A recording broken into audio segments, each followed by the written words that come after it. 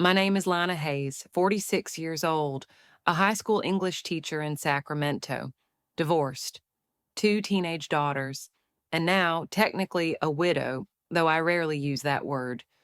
Ross, my ex-husband, died in a car crash 8 months ago, along with his mistress. She was 20 years younger than me. They left behind twin boys, barely toddlers. I know, it already sounds messy, but that's just the surface. I used to be the perfect wife in the eyes of Ross's church crowd, polite, modest, well-spoken. I volunteered at Sunday bake sales, ironed my husband's shirts, and never raised my voice in public. I used to believe if I just stayed kind and quiet enough, no one would hurt me. I was wrong. When Ross died, he didn't just leave a wrecked car. He left behind a storm, one that crashed straight into me and my daughters, even before his funeral flowers wilted. My former mother-in-law, Irene, showed up at my house unannounced, insisting we open our hearts and embrace family. By that, she meant accept Ross's loved children as our own and let her move in with us. I refused, and that's when hell opened up. That Saturday morning in April, the air was crisp, the sunlight clean. I wore a silk olive green dress V-neck, long sleeves, clinging just enough to remind myself I still had a body and still had the right to feel beautiful. Hazel, my youngest, had just turned 15. We were at the Midtown Farmers Market for her birthday. Since we hadn't planned a big party yet, I gave her some cash and let her wander freely to buy whatever she wanted. Chocolates, fruits, little sugary things she loved since childhood. We split up to browse. I was sampling orange thyme marmalade when my phone buzzed. Hazel was calling, "Mom." Her voice cracked. "These ladies, they're yelling at me. They said I'm wicked, that I've turned away from God." I froze. My blood turned cold. "Where are you by the honey stand, Mom? Please." I didn't wait. I grabbed my bag and ran, silk dress whipping around my legs, heels clacking on the concrete. A few men turned their heads as I passed, probably because I looked like a woman out of a perfume ad, sprinting through a produce market like something was on fire. And I saw them first.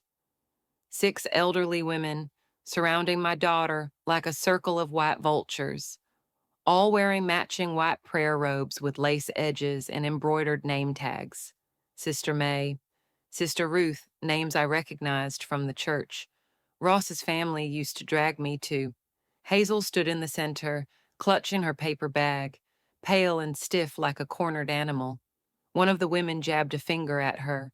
"Your father's barely cold in the ground, and you won't even speak to your grandparents. You don't want to visit your baby brothers. They're your blood. Turn back to the Lord, child, before it's too late. Satan's already got your mother." I stepped straight into their circle. There. "What the hell are you doing to my daughter?" Every head turned. I felt their eyes sweep over me, low neckline, curves wrapped in silk, hair loose, chest rising with rage. One woman sneered, "Well, look who it is, Lana Hayes, showing cleavage at a farmer's market. No shame, just sin." I smiled, slow and sharp. "And what about you ladies publicly berating a 15-year-old? Is that in your gospel now?" Another one scoffed. "Ross was trying to do right by his family. You destroyed it because of your bitterness." I stepped closer, shielding Hazel behind me. "My daughters are in therapy because of what your precious Ross did. He cheated, lied, and had kids behind my back. And your only concern is whether we're hugging his ghost's illegitimate spawn? By then, my eldest, Aunt Nora, had arrived. 17, taller than me, smart as hell, and quiet when she's angry. She didn't say a word, just grabbed my wallet, pulled out my card, and took Hazel to pay for her stuff. A market employee approached me, voice low. "Ma'am, I'm sorry, people are complaining. I'm going to have to ask everyone to leave." I nodded, eyes never leaving the 6 women still glaring at me like I'd desecrated the altar. I walked my girls to the car. The 6 white-robed shadows followed at a distance, slow and silent. As Hazel got in, I turned back to them. "Tell Irene this." She pushed too far. I slammed the car door shut and drove away. But inside, Something had already shifted.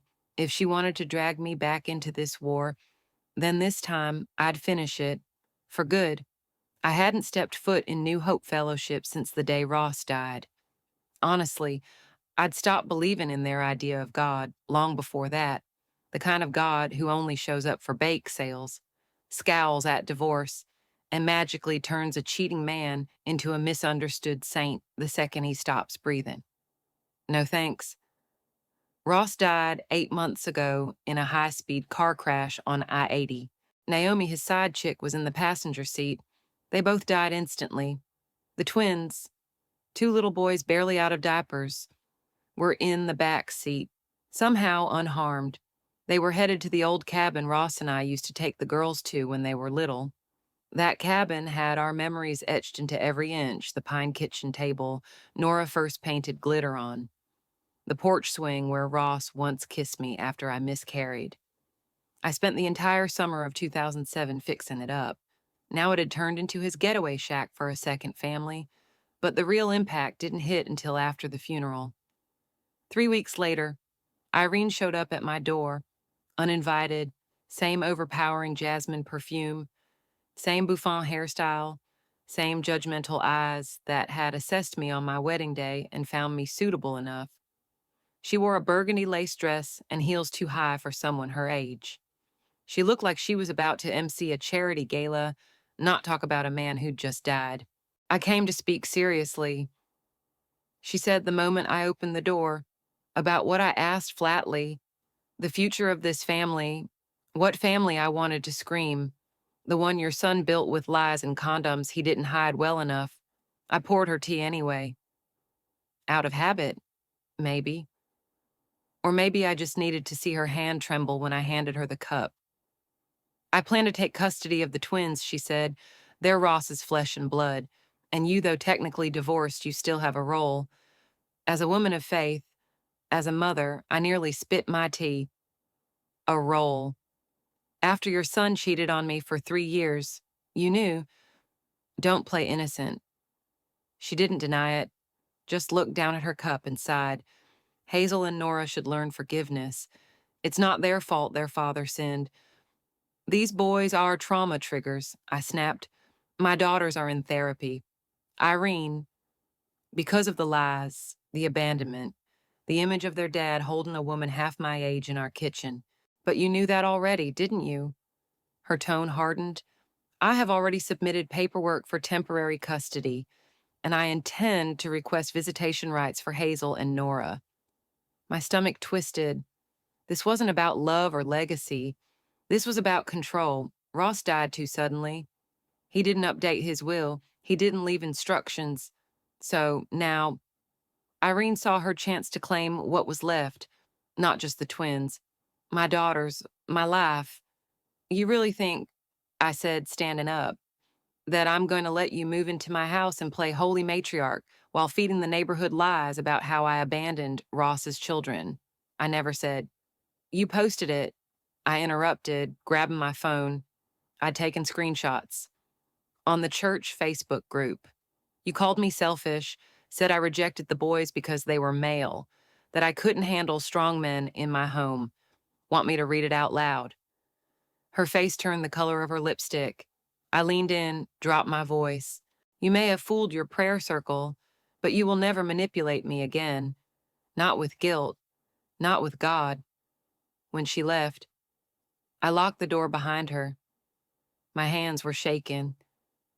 I leaned against the wall, heart racing, pulse pounding in my ears. Then I walked to the hallway mirror, looked into my own eyes I hadn't truly met in months, and I saw it, that flicker. Not grief, not shame, resolve. They had tried to drown me in the ocean of Ross's secrets, but now I wasn't sinking anymore. I was learning to swim, and if Irene wanted war, then she better pray her robes were flame retardant. A week after that scene at the farmer's market, Irene went nuclear. She posted a long, dramatic Facebook rant in the New Hope Fellowship women's group, and by the time I got sent the screenshots, it had already racked up 300 shares and a frenzy of sympathy comments. According to her, I was a bitter, resentful ex-wife who refused to care for my late husband's innocent sons, who slammed the door in the face of forgiveness, and worst of all, poisoned her daughters into rejecting their God-given family. And Ross, he was painted as a misunderstood, remorseful man who had simply loved too much. The kicker. She claimed Naomi the mistress was our surrogate. Yeah, you read that right. I had apparently hired Naomi to carry children for us because I couldn't conceive anymore, but then rejected the boys because they were male. I nearly choked on my coffee when I read that part. The worst part wasn't the lies, it was how many people believed them. People I'd hosted dinner parties with, prayed next to, taught their kids how to write essays on the crucible. The comments were brutal. Some women just can't handle not being the center of attention. How could any mother refuse to raise her husband's children? I hope God softens her heart before it's too late. Someone even had the nerve to DM me directly. I hope Satan devours you whole. Your daughters deserve better than a Jezebel like you. I was sitting in my living room in a silk robe when I read that no bra, just a thin layer of wine-colored fabric between me and the fire burning inside me. I didn't cry, but I shook, not from fear, from rage. Nora, my eldest, came downstairs, holding her phone. "Mom," she said softly, "I saw the post." She paused. "I know Dad was our dad, but I can't pretend those boys are my brothers. I won't." I pulled her into me, wrapped my arms around her, pressed my lips against her temple. "You don't have to," I whispered. "You just have to be honest with yourself. That's more than any of them ever were." That night, I received a message from Graham, my old high school friend, now the tech director at New Hope. He had stayed neutral, but I knew he was watching closely. "Lana, I don't know what's happening behind the scenes, but Irene's post is blowing up. You should know. Your name and your daughters are being added to next Sunday's prayer list. They're calling it a special intercession for lost souls." I stared at that message for a long time. Then I typed back, "You want to know what's really going on?" "Yes, and I think other people should, too." I walked into my office, pulled out 2 cardboard boxes I hadn't touched since the divorce proceedings were interrupted by Ross's death. Inside were memories, receipts, screenshots, printouts of hotel reservations, bank statements, dozens of texts between Ross and Naomi. There were photos of him lifting her onto the kitchen counter, our kitchen counter, one hand on her thigh, the other holding a wine glass I recognized from our wedding registry. There were emails. One from Irene, encouraging Ross to think long-term and not let me hold him back. "Naomi is softer, more obedient. Lana's too rigid. You need a woman who will keep you, not challenge you." There was one final email from Ross. "Just a week before he died, I know I screwed up. But if you need to know the truth, Mom knew everything. She even encouraged it. Said Naomi was a backup plan in case you left. I'm not proud. But I didn't do this alone. I opened my laptop and started building a new kind of hymn book, a booklet disguised as a worship aid, complete with a faux leather cover and golden cross embossing. The first page would feature Ross and Naomi mid-makeout in our living room. The title, "The Love Story That Was Never Holy." I included photos, texts, quotes from Irene's own Facebook post, even the email where she blamed my daughters for Ross's death, claiming they led him to stress and shame by exposing the affair. Each booklet was neatly bound, 36 copies total, one for each year. Ross lived. Next Sunday was the spring hymn service. Over 500 attendees. No one ever checked the books in the back, where spare hymnals were kept. That night, I dressed in black, hair tied back, no makeup, just focus. I slipped into the church an hour before service, and I left the booklets, one by one, tucked neatly between Bibles and prayer guides. I didn't shout. I didn't post. I let the truth sing for me. I woke up that Saturday before the service, before the sun had even touched the horizon, not out of anxiety, out of purpose. For the first time in months, I felt sharp, focused. my whole body humming like a power line right before a storm.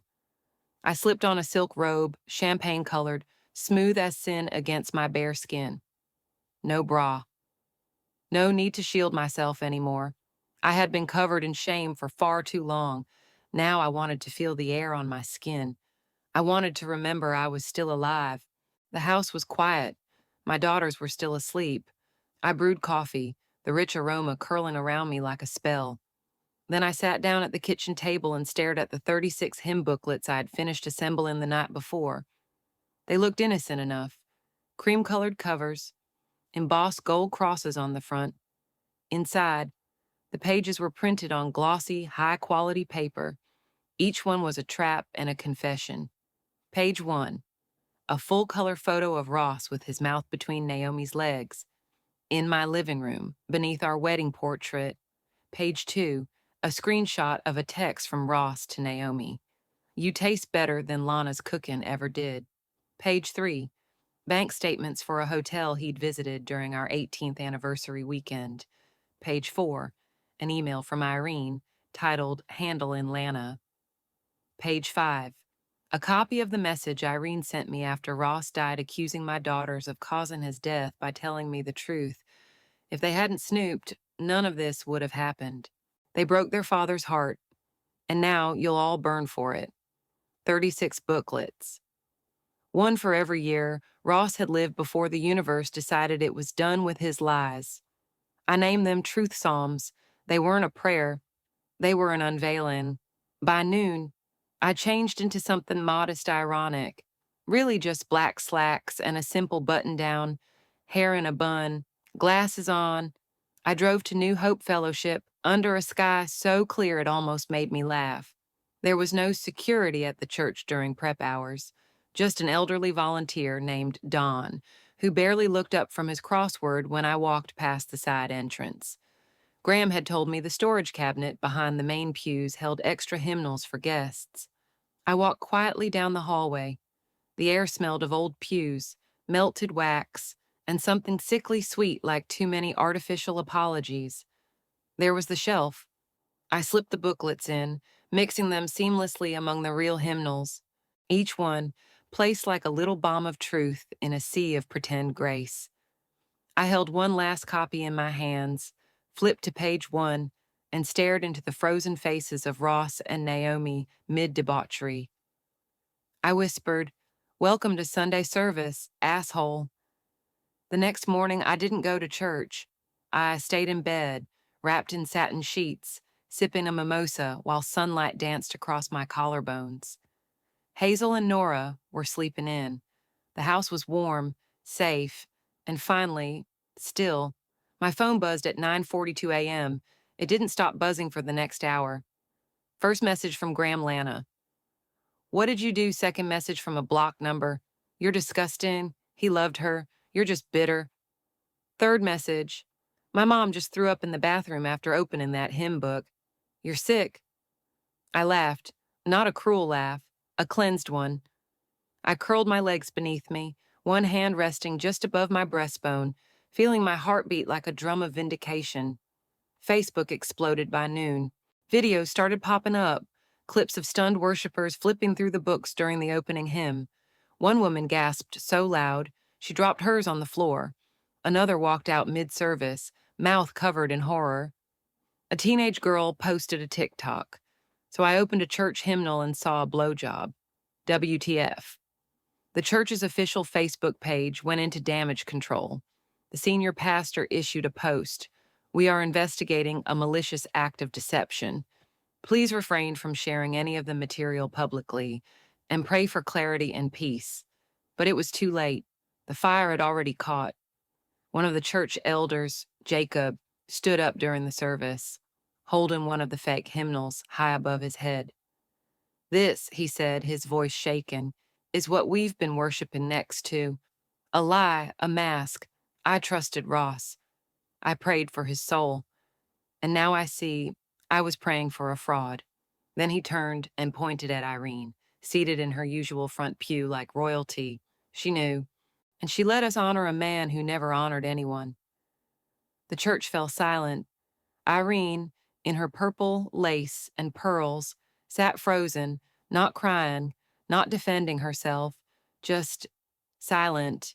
They didn't need more proof. The booklets did the talking. That afternoon, I got 5 letters, handwritten. 3 of them were from women who had once called me a selfish whore. Now, they were apologizing for believing the lie, for messaging me hate, for assuming the worst because I didn't show up in a casserole and a cardigan after Ross died. Margot wrote, "You were never the villain. You were the only one who told the truth." I poured myself a second mimosa, then I walked to the mirror, pulled my robe off one shoulder, and stared at my reflection. No bruises, no bite marks, no collar of shame, just skin, just fire. Let them pray for clarity. I already had mine. The spring hymn service was supposed to be the holiest moment of the New Hope Fellowship calendar. Instead, it became the greatest unmasking the church had ever witnessed. I wasn't there, but Graham was, and he called me the moment it was over. His voice was a mix of awe and disbelief, like he had just walked out of a spiritual war zone. "Lana," he said, "you have no idea what you did." Actually, I did. It started slowly, like a ripple. That morning, over 500 congregants filed into the chapel, dressed in their Sunday best, women in pastel skirts, hair tucked under lace veils, men in white shirts, gray suits, and quiet smugness. Everyone picked up their hymnals, unaware that some of them were holding truth psalms instead of holy songs. No one checks the back shelf where extras are kept. No one ever suspects that the truth might be hiding right between Amazing Grace and O Come, All Ye Faithful. The first person to open a corrupted hymnal was Mrs. Eliza Kane, third row lifelong donor, master of passive-aggressive whispers. She opened to page 1 and screamed, not loudly, but sharply, enough to make the row turn. Inside her hymnal, a photo of Ross with his hand between Naomi's thighs, smiling like the devil at prom. Her gasp echoed. The woman beside her flipped her own book, then another. The whispering began. By the time they reached the second hymn, a man stood up and bellowed, "Is this some kind of joke?" People started walking out. Others stayed and read transfixed by the scandal bleeding from page to page. The pastor tried to calm everyone down, asking ushers to collect the unauthorized materials, but it was too late. Elder Jacob Ross's former friend and a longtime church leader stood up, his face pale, eyes dark with fury. Holding one of the booklets high in his trembling hand, he shouted, "You all prayed for this man every Sunday. You said he was lost, not evil. But this is who you mourned." He turned to the front pew, where Irene sat in her usual lavender dress and matching gloves, a pinched look on her face. "You told us," his wife turned bitter. "You told us to shame her for not forgiving him, but you knew you protected him. You lied to us." The church was silent, heavy, stunned silence. Irene didn't move, didn't speak. Her face was the kind of pale that made you wonder if she was going to faint or explode. Then someone shouted from the back, "I called Lana a whore in front of my daughter because of you." Another voice trembling, "I messaged that woman threats because you said she was the devil." It was a slow unraveling, not a bang. A rod exposed. Some women cried. Some stood frozen. A few looked around as if seeing their own church for the first time. The pastor, reduced to damage control, stepped forward. "Let's remember, judgment belongs to the Lord." To which someone replied, loudly, "Only if he reads the same damn hymnal we just did." By afternoon, the internet had caught fire.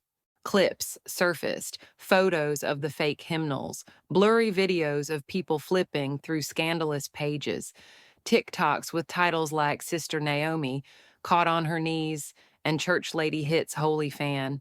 The church's social media went dark. The live stream was deleted, but it was all too late. By evening, Irene's name was trending locally. A clip of her standing in the chapel, eyes blank, hands trembling, went viral. The caption, What does hypocrisy sound like beneath stained glass? That night, I received 5 letters, handwritten, delivered with trembling hands and too many second thoughts. One came from Margot, the woman who once posted that I was ashamed of motherhood. Her letter read, Lana, I believed everything Irene said. I thought you were cruel, selfish, cold. Now, I know you were surviving, protecting, enduring. I was wrong. I'm sorry. Another included a check for therapy bills. She wrote, for your daughters. I didn't cry. I didn't even flinch. Instead, I poured myself a glass of wine, walked to the living room mirror, and stared at myself. I wore a silk slip, barely clinging to my hips, skin still warm from the bath. I looked at my reflection like meeting an old friend. No rage, no sadness, just clarity. Hazel appeared behind me, barefoot, holding her sketch pad. Mom, she asked, do you think we'll ever go back to church? I turned, brushed her hair behind her ear.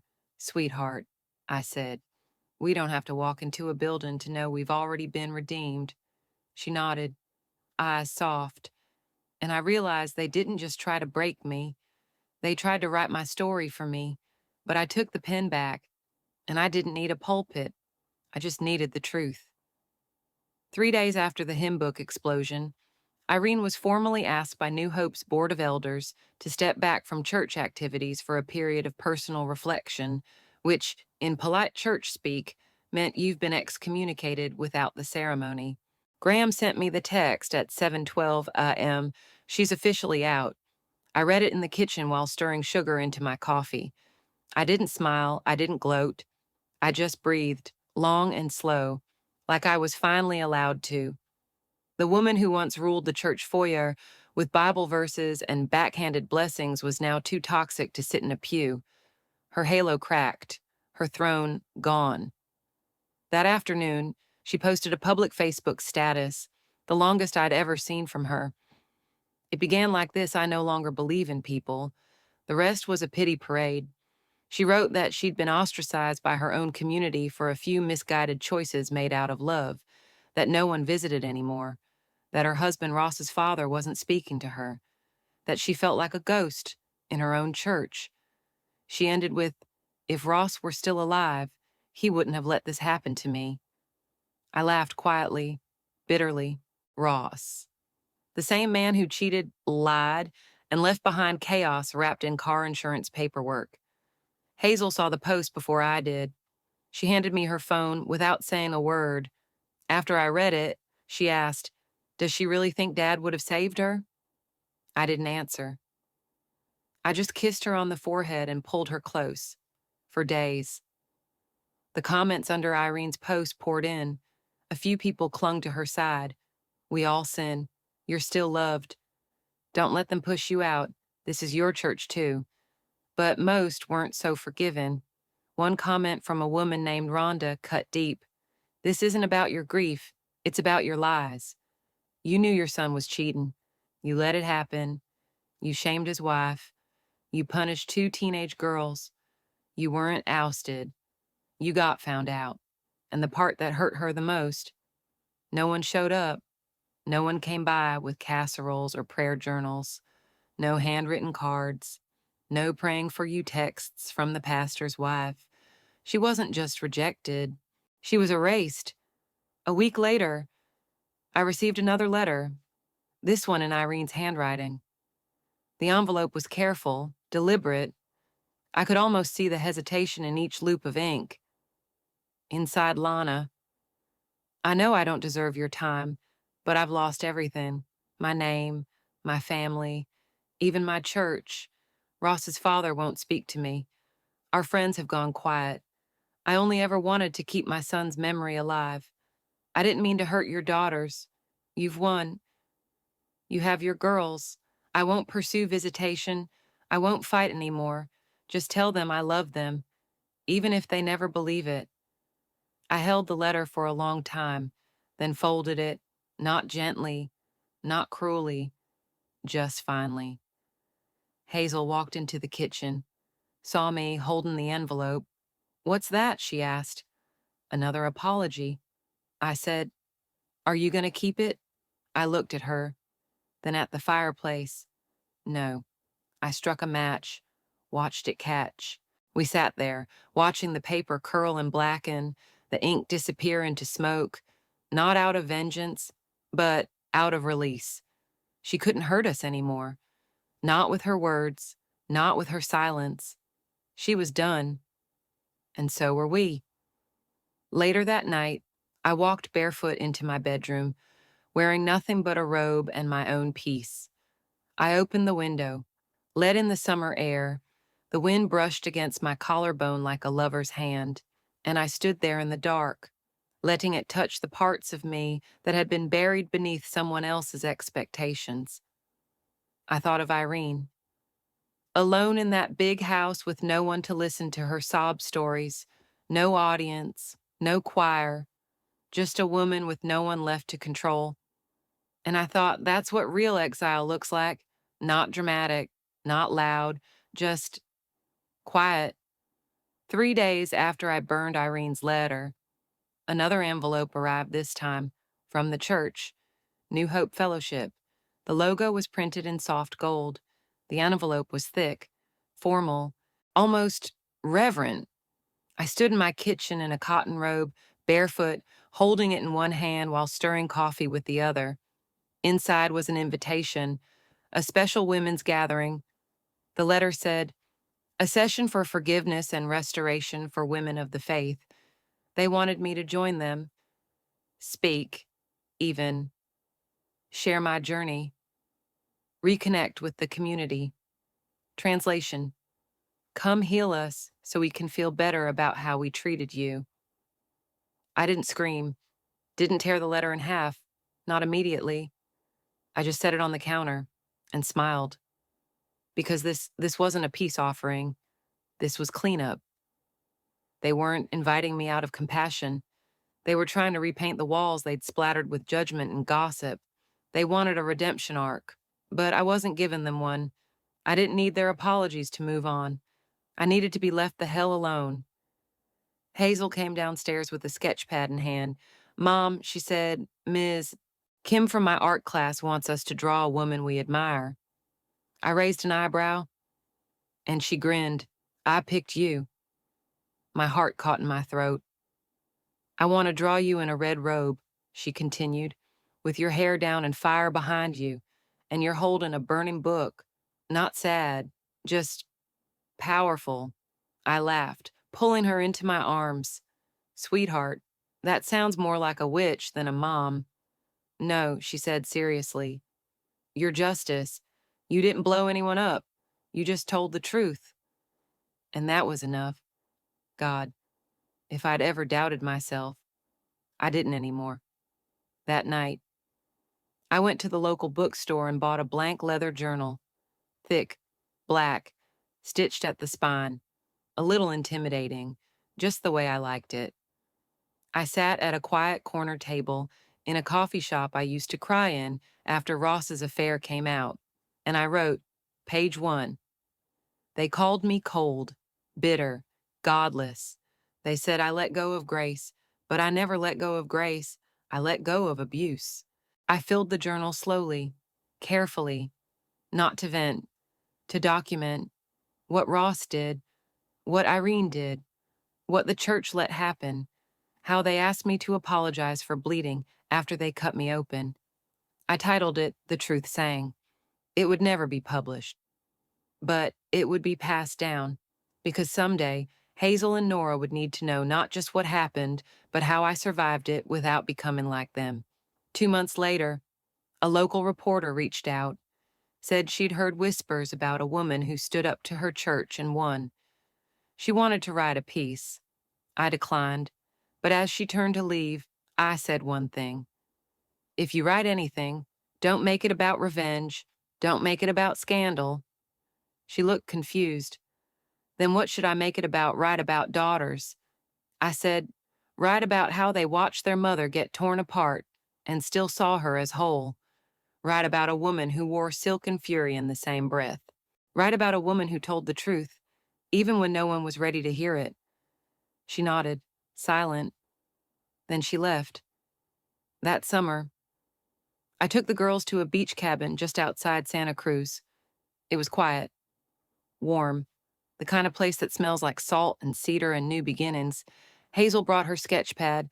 Nora brought poetry books. I brought nothing but peace. One morning, I stepped out onto the balcony in a long, deep red robe Hazel gave me for my birthday. On the back, she'd embroidered a flame wrapped around a book. I sipped my coffee and watched the sun hit the ocean. The light bounced off the water and onto my skin, collarbones glowing, thighs warm beneath the robe's silk. Below, my daughters were laughing, free, no fear, no judgment, no ghosts chasing them through church aisles or back alleys of shame. Just girls, just joy. I closed my eyes, breathed deep, and whispered to no one Ross.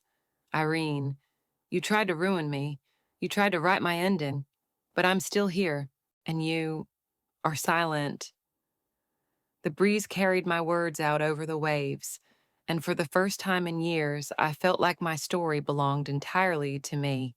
Not them, not the church, just me.